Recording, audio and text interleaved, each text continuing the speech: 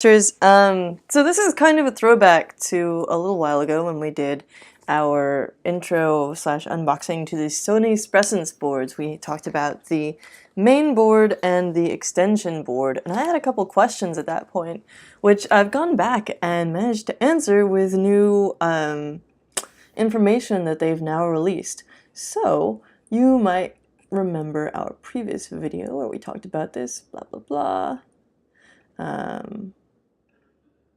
Really nice packaging that I oohed and awed over a bunch, and this main board that connects onto the extension board. Each of them has its own USB thingy. I was like, why are there so many audio inputs? Why is there GPS? Well, it turns out that probably one of the best uses of this is going to be for smart assistants. Kind of makes sense. I've had a couple of people mention that that might be the case. Who knows? You could build anything. Anything that requires like up to 8 audio inputs and GPS, you're gonna do fine. Super cool. And we're gonna get to more about that in just a second because we're gonna talk about the Arduino IDE, which you can use to program this, but you need a special library and stuff. Alright, so the new thing here is the Spresense camera board, which comes in this little yellow package. I was like, they've done black and white, they've done white on black.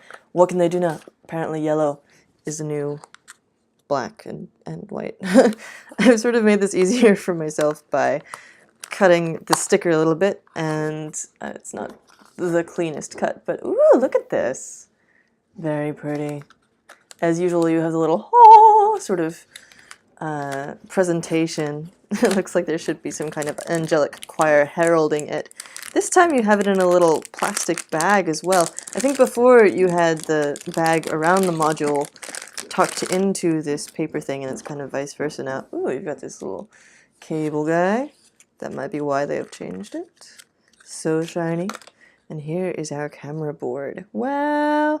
So it looks like there's space for another cable over here. I wonder why that would be. Oh, maybe that's just the connection from the camera to the board. Interesting. Let's try and get a little closer, tighter focus on this for you. Wow. So pretty. Again, it's a matte black baseboard. You would want to take this sticker off the camera before using it for anything. And then on the back, you've got your little serial number or whatever. Probably just a part number. Beautiful. And your little FCC compliance logo there as well. I'm not sure what this one is. I'm kind of assuming it's some other kind of engineering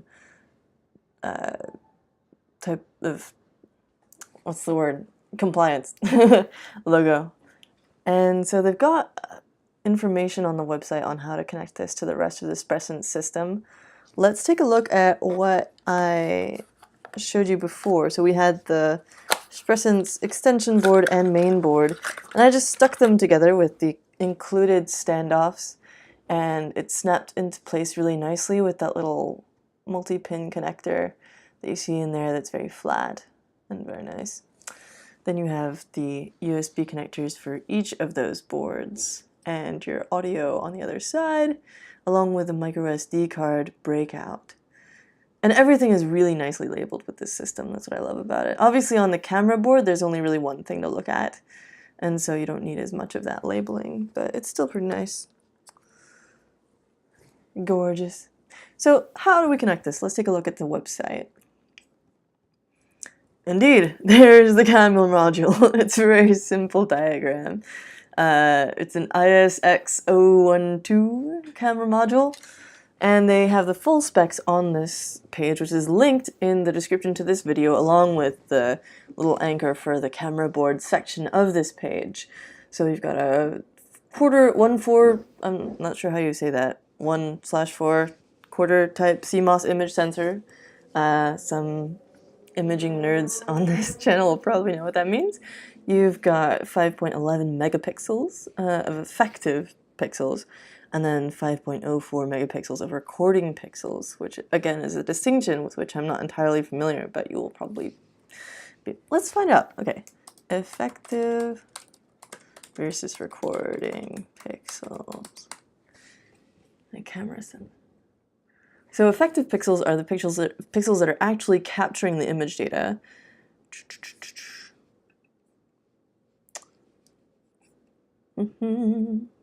What about the other ones? The actual pixels. I include the 0.1 or so % of pixels left over after counting the effective pixels. They're used to determine the edges of an image and to provide color information. Oh, that's kind of really cool. Huh. These leftover pixels line that, well, you can read this on your own. It's on this page, lifewire.com. Very interesting. I'm going to go down that rabbit hole after this video. ISO sensitivity is 40 to 800. Okay, etc. You can read all this yourself. Cool. Oh, they can output a bunch of different formats, including RAW? Fancy. Along with thumbnails. Still there. Movie data rate is 30 FPS, which is, I believe, the human eye limit, and so much faster than that wouldn't make much of a difference. Again, nerds correct me. HD movie support, fantastic. Wow. Wait, goes up to 60 frames per second, 720p. That's incredible. Oh yeah, because the 30 is SVGA. Anyway, yeah, lots to dive into here. I'm not going to go into more of this. So it has its little board-to-board connector, B2B connector, which can also be used to interface to your own custom board rather than to the Spresense extension board. So where does this actually connect on the extension board? I guess it's about to tell us, isn't it? How to use Spresense board, how to fit a shading seal on the main board. Okay, so this is something that confused me in the original video. You'll see me going into the main board box here and being like, huh, there's this weird little sort of rubbery texturized sticker thing that comes with it, and I don't know what that's for. Turns out this goes on top of the chip on the main board. Mysteries do get solved sometimes. A shading seal is provided with the kit and should be mounted on IC4 in the Spresense mainboard before it is used. Malfunction might occur if the board is placed under direct or in the proximity of a strong light source, e.g. sunlight or a bright lamp, if no shading seal is mounted. So hopefully I haven't done it any damage by having it under the bright studio lights so far. I have also not yet run it. So let's apply this now. I've never before had a board where I had to apply a shading seal, so I'm really curious about what the deal is here. But yeah, it's nice that they provide it for you and don't expect you to just sort of put little masking tape or whatever over there. By the way, please excuse any pounding or sawing noises, as they are apparently replacing the elevator in our office, and they picked... Not that any time is a particularly good time to do that, but yeah. So yeah, there we have the shading seal. It is now applied. Fantastic. And they give you details on it in case I would have lost this like a month ago. So it's sure tape, blah, blah, blah, blah. We've been through this part where you attach the main board to the extension board. You align the USB connectors, etc. And then down here it's going to tell us about, ooh, hey! Yes. Let's connect this. Oh, it goes onto the main board. Okay. So there is the electrode side of this connector, and there is the reinforcement plate side. Let me show you this. It's basically what it looks like in the in the picture up here. But so this is the reinforcement plate side. It's hard plastic and it is not conductive. On the other side we have the little electrodes that actually connect the camera to the stuff and the little ribbon cable. What next? So the electrode side goes to the outside of the board. The reinforcement plate side goes to the inside of the board. You haven't put your sure tape on yet. Get your diagram right. Okay, let's plug this in. Not that I really have time to play with this yet, but someday, I have high hopes. I'm an optimist. And is there actually, Now in ribbon cable connectors like this, you'll usually have some form of, in fact, you can see it over here. You'll usually have some kind of a little attachment device, doohickey, that you would pull out in order to insert the cable, and then you would push it back in order to sort of lock the cable in. In this case, it might be one of those lever ones that sort of levers up and then temps back down. Either way, you'll usually have, it might be a little pull-out one. I don't want to mess with it, though. Either way, you'll usually have something to sort of lock the cable in place, and this does not have that. I wonder if it's just so that it's very versatile and you don't have to worry about that. See, it's just a little slot that it goes in. So one would definitely have to be careful with this. But in the case of, for example, an assistant of some type, you wouldn't have to really worry about moving it a lot. So it's kind of fun. It's a pretty secure fit, nice and snug. And then here's our camera, like a little anglerfish. Hello. So, back to here. So we've now plugged it in. You've connected the Spresense camera board. About the flat cable, you can read all about that. It does say... Oh, if you want to remove it from the Spresense camera board, there's a lever that they mention here that you have to pull out and then push back in. What does it look like on this side? Oh yeah, that's got one of those little like pulley things.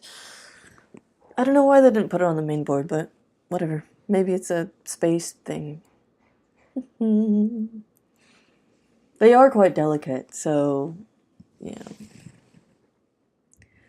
Oh, they even give you alternatives for that. This is really nice, actually, for people who build their own stuff and might and prefer to be self-reliant. It's really nice that they give you options for replacement in case you lose or break something. Powering the Spresense board, we've already talked about this. Okay, so the software. Development environment using the Spresense Arduino library. You can just use the Arduino IDE with this. Super cool. And they have basically 2 extra things besides. So one thing that's interesting about this is that they have their own Arduino library, and it says that they have some of the common things like digital read and digital write, and SPI and software serial, but libraries that are equivalent to the default Arduino libraries, which implies to me that they've written their own libraries that work with the Spresense board that mimic the use, the way that you would use a regular one of those libraries, one of the default libraries, and mimic the behavior of those libraries, but are rewritten to work with the Spresense board. So you feel like you're just talking to a regular Arduino, but in the background it's technically rather different. So it provides a couple of extra abilities to you. You're able to use the GPS positioning function and high-resolution audio functions right from the Arduino IDE. They mention this down here again. The Spresense Arduino library specific libraries are this audio one and this GNSS one. And if you click on that, then you end up being, again, sort of led down to an anchor on this documentation page where they talk about the Arduino library. The audio library supports audio playback and audio recording and uses an SD card for file storage. Presumably that's the micro SD card that's on the extension board. This allows simple sketches to make use of the high-resolution audio features, including a high-performance analog-digital converter and digital-analog converter with full digital amplifier, which are controlled by the audio library. Oh, wow! The Spresense has six CPU cores. One of these is used as the application CPU, which runs your sketch. The other 5 are called DSPs. The DSP cores perform audio signal processing. Yeah, so DSP typically stands for digital signal processing, such as decoder and encoder. DSP binaries are provided here for easy and efficient audio application development. Very cool. Where's there? So everything is, I guess, just on this one developer tools page. Wow, is it really just all on one page? No. I see. Huh. But yeah, you can very easily just go to one spot and be able to access basically everything that is available to you without having to leap around between a bunch of different places. On the same page is the camera library. Yes! You can set auto white balance, auto ISO sensitivity. This is ridiculous. You're programming an entire, like, fairly advanced camera with an Arduino compatible board. That is so cool. Wow. Obviously it doesn't have quite the same pinout, unless this is similar to the Maker form factor. Where's my Maker 1000? I don't happen to have one right here. Wait, maybe I do. No, it's on Archimedes. Wait, Archimedes is here. Ah. Let's compare the pinout. I could just look it up online, but this is more fun.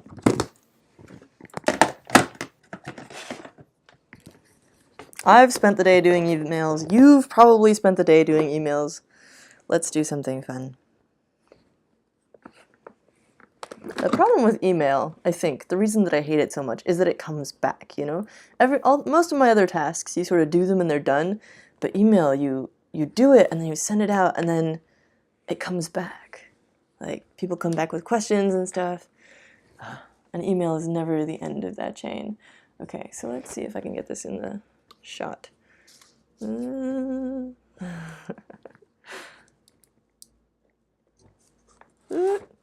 Okay, here's our Arduino Maker form factor, and here's our Spresense board. So they're not quite the same form factor. Foom and foom. Focus.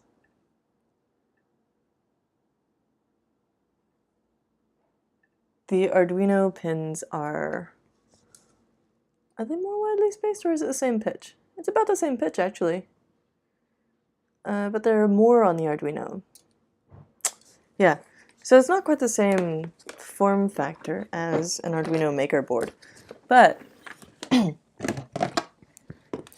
is compatible with the Arduino IDE. Gonna deal with that later. And you can program not only the audio and the GPS functions, but also the camera, all from the Arduino IDE. That's redonkulous. Plus it's a ridiculously high-powered board. 6 CPUs, one controlling 5 dependent ones. This is incredible. There's nothing else specific that I wanted to tell you about that, so feel free to in this video now, but I'm curious to explore this a little bit more. The main features of the audio library are a sound recorder and an audio player, including volume control, balance, left and right gain, so you can sort of pan left and right. Beep generation! Cool! So, as opposed to the Arduino tone function, which produces an output to one of the header pins, so you would say, for example, produce a 440 Hertz pulsating signal oscillator on pin D7 on Arduino. However, here it produces a tone of your particular, presumably your particular selected pitch, directly to the headphone output, which could go out to a stereo audio set of speakers or whatever instead. You can select your input and output channels, whether that's an analog microphone, digital microphone, or I2S. Interesting. And you can use multiple audio formats. So just like with the camera where you can do JPEG, RAW, etc., here you can use MP3s, WAV files, all kinds of other stuff. It does say that playing of monaural WAV files are not supported yet, and then you need these prerequisites. That's pretty basic. All you need is some kind of microphone for recording, some kind of headphones for playback, and a micro SD card, along with the main board and extension board. Very cool. So there's a bunch of example audio sketches. At some other point, I will pull all of this up and actually run some Arduino stuff for you on the Spresense board, because I'm really excited to try that. Unfortunately, today we don't quite have time, and I don't want to bore you by making you sit around while I download and install a bunch of stuff, but I hope this has been entertaining, a little bit enlightening, and maybe you're just like really stoked to get your own one of these things now, and hopefully that's the case. Alright, have an awesome rest of your Thursday. Thanks for watching, and we will catch you soon. Ciao.